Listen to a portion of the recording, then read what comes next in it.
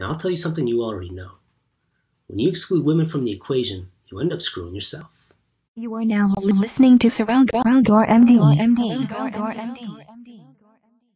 Sorrel Gore MD, behind every strong man is a strong woman.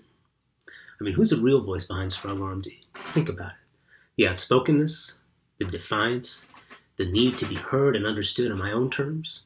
I had a tough mother raise me. My mom earned a PhD from a top school in India. She came to America to be a chemist. She had to take time off to raise 3 kids, and then she had difficulty re-entering the workplace.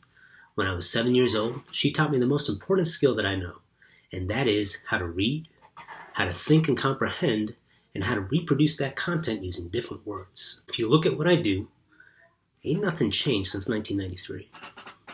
I think that men and women are different, and that men and women deal with problems in different ways. And in fact, that's the relative advantage of women. That's exactly the advantage that we're losing in a male-dominated specialty like IR. I was impacted very positively by a woman in my IR fellowship. Now, you all know where I went to train for IR. It was a great place to train, but it was and it is a tough place to actually work. For fellows, it got especially tough. I mean, in my first few months of training, I broke down. I needed help. Now, I could have reached out to my attendings, many of whom were male, for help, but based on the personalities that were on display, I wasn't really feeling the love. By chance, I was paired with a female interventional radiologist as my designated mentor. My mentor was different. The most amazing thing about her was her positive energy, her vibe. She made you feel confident that you could conquer your own problems. And when you worked with her in her clinical practice, she made work fun. She made you want to work hard for her. She knew how to listen. She knew how to show care and sympathy. And over the course of many individual meetings, she helped me mend my ways and eventually succeed and excel in that fellowship. It was only after I graduated that I learned that I wasn't the only person that she was helping.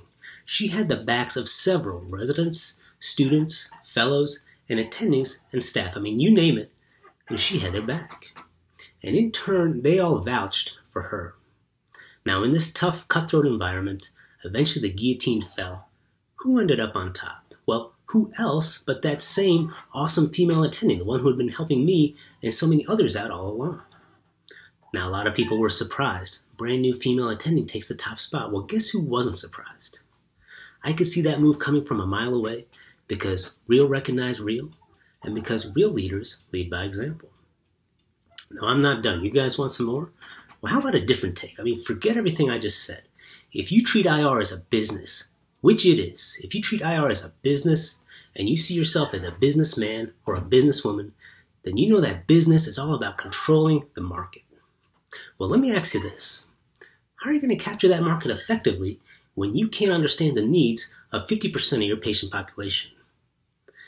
Employing more women is actually a shrewd business strategy that you can exploit in order to more effectively gain market share. Now, I'll tell you something you already know. When you exclude women from the equation, you end up screwing yourself. So, bottom line, we need more women in IR and radiology, and we need them now.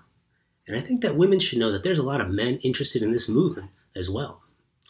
I and many others have personally benefited from having a strong woman present in their personal or professional lives. So, that's what I got for you guys right now. Let's get out here and start winning together. Do you agree? Let's go out here and get this radiology work. Who's with me? You already know my name.